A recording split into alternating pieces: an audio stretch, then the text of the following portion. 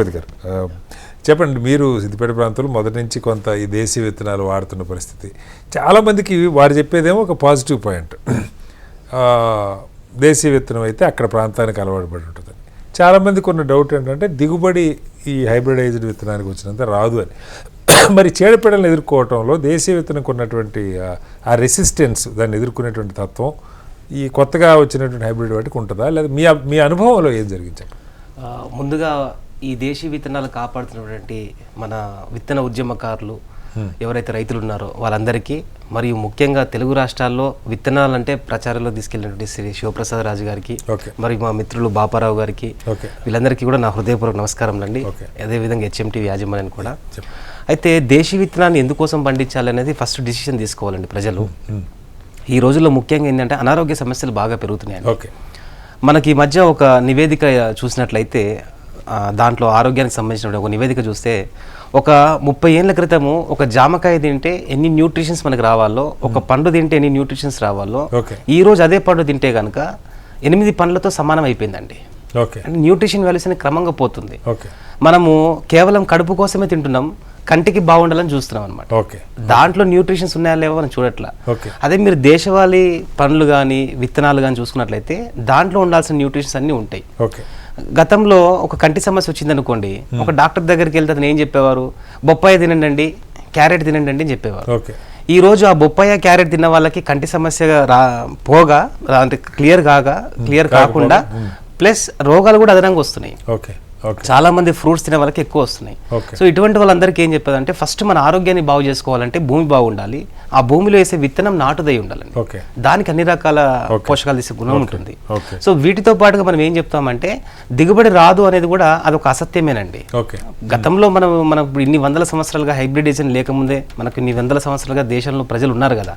So అవన్నీ ఎలా వస్తాయంటే, ప్రతి సంవత్సరం పంట వేసుకుంటూ దాంట్లో మేలైన విత్తనాలు తీసుకుంటూ రావాలండి. ప్రతి సంవత్సరం మేలైన విత్తనాలు తీసుకోవాలి. ఇప్పుడు హైబ్రిడ్ విత్తనం ఎక్కడో ల్యాబ్లో తయారవుతుంది, ఎక్కడో దూరంగా తయారవుతుంది. సో దేశీ విత్తనం తన పంటలో మొదటిసారి వేసుకున్నప్పుడు హీల్డింగ్ తక్కువ వస్తుంది, వాస్తవమే.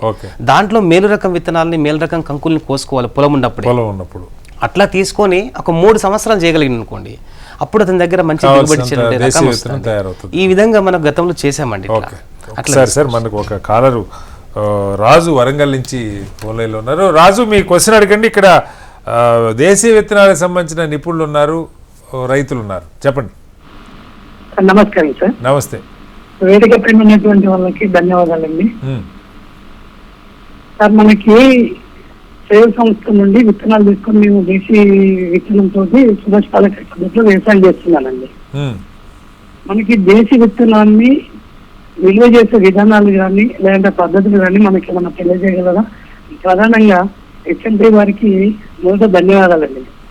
ఈ యొక్క దేశీ విత్తనం కానీ ప్రకృతి వ్యవసాయాల గురించి కానీ ఆ వేదిక పైన ఉన్నటువంటి 3 వ్యక్తులు చాలా నిష్ణాతులైనటువంటి వ్యక్తులు.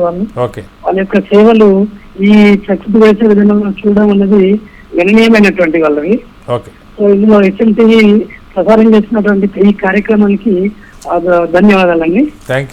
మనకి ఏ విధంగా దేశీ విత్తనాలని అంటే నిల్వ చేసుకునే విధానాలు ఏమైనా ఉంటే తెలియజేయగలరు? శివప్రసాద్ గారు, దేశీ విత్తనాలని ఏ రకంగా మీరు ఇది మనకు ట్రెడిషనల్ మెథడ్ ఉందండి. ఇప్పటికీ ఒరిస్సాలో ఇది బేసిక్గా ఫాలో అవుతూ ఉంటారు. సో మీరు ఏం చేస్తారంటే, విత్తనం ఏదైనా కానీ మనకి వరికి సంబంధించింది ఏదైనా కానీ ఒక 2 నుంచి 3 సంవత్సరాల వరకు వాటి యొక్క జర్మినేషన్ పీరియడ్ ఉంటుంది మొత్తం అంతా కూడా. సో ఈ మధ్యలోపటి ఈ పురుగు పట్టడం దీంతో మొత్తం అంతా కూడా పాడైపోతుంది, మొత్తం విత్తనం పాడైపోతుంది. ఓపెన్గా పెట్టినప్పుడు కూడా దాంట్లో ఉన్న జీవం పోవడంతో జర్మినేషన్ పడుతుంది 2-3 ఏళ్ళు మొత్తం అంతా కూడా. సో జనరల్ మెథడ్స్లో కూడా పెట్టుకుంటే, అయితే మీరు ఏం చేస్తారంటే, వెనకటికి మనకి ఈ కుండలు గాదెలు ఇట్లాంటివి దొరుకుతూ ఉన్నాయి కదా. సో ఆ కుండలు తీసుకున్నా సరే, లేదంటే తట్టలు ఉంటాయి కదా, పెద్ద తట్టలు, ఎదురుతోటి అల్లినటువంటి యొక్క తట్టలు ఏవైతే ఉంటాయో ఆ తట్టను తీసుకోండి. సింపుల్ మెథడ్ ఇది. ఆ తట్ట మొత్తం అంతా కూడా ఆవు పేడతోటి మొత్తం శుభ్రంగా నీట్గా మొత్తం అంతా అలికేసి, మొత్తం అంతా లోపల బయట మొత్తం అంతా కూడా అలికేసుకొని, మొత్తం మీరు ఏదైతే ధాన్యాన్ని నిలవ పెట్టాలనుకుంటున్నారో మొత్తం అంతా కూడా ఆ ధాన్యాన్ని బాగా కొంచెం డ్రై చేయండి. మొత్తం అంతా కూడా 1-2 రోజులు వేసే ముందు మొత్తం క్లీన్ చేసి డ్రై చేసిన తర్వాత ఆ గంపలో పోసుకోండి. ఈ గంపలో పోసేటప్పుడు కూడా ఏం చేస్తారంటే, మొత్తం పైనుంచి బూడిద జల్లుకుంటూ ఒక లేయర్స్ వైజ్గా వేసుకుంటూ ఆ బుట్ట మొత్తం నింపుకోండి ఫస్ట్. సో ఆ బుట్ట మొత్తం ఈ బూడిద ఏం చేస్తుందంటే దాంట్లో ఉండేటువంటి ఒక మాయిచర్ మొత్తం అంతా కూడా లాగేస్తుంది, అంటే తేమ శాతాన్ని మొత్తం లాక్కొని పక్కన పెట్టుకుంటుంది. తర్వాత రెండవది ఏమవుతుంది అని అంటే ఆ ఏదైతే పురుగు వస్తుంటుందో మొత్తం అంతా కూడా ఈ వాసనకి ఇష్టపడదు. రెండవది అది తిందామన్నా కానీ దానికి పాసిబుల్ కాదనమాట మొత్తం అంతా.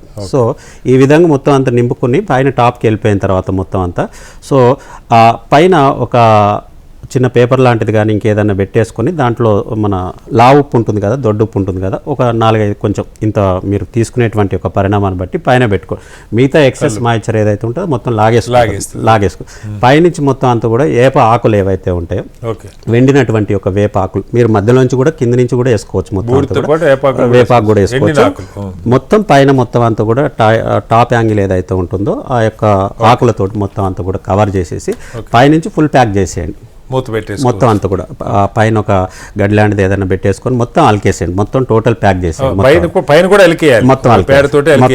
మొత్తం అలికేసి అంతా కూడా పక్కన పెట్టుకోండి. ఇంకోటి చిన్న చిన్న ఏమన్నా అది దాదాపు మీకు 2 సంవత్సరాల వరకు జర్మినేషన్ ఏ ఇబ్బంది లేకుండా ఉంటుంది మొత్తం అంతా కూడా. తర్వాత కూడా తీసుకొని మళ్ళీ ఆరబెట్టుకొని కూడా పెట్టుకోవచ్చు మళ్ళీ కొద్దిగా. అలాగే ఇంకా కొన్ని రేర్ సీడ్స్ తక్కువ మొత్తంలో ఉండేటువంటివి ఏవైతే ఉన్నాయో మనకి ఇంకా ఒరిస్సాలో సింపుల్ పద్ధతిలో ఏం చేస్తారంటే ఈ ఆవు పేడ పిడికల్లా ఉంటాయి కదా, ఈ పిడికలు కొట్టినట్టు కొట్టేసి ఆ గింజలు దానికి పెట్టి ఎండబెట్టేస్తారు మొత్తం. సో అదొక మెథడ్ అనమాట.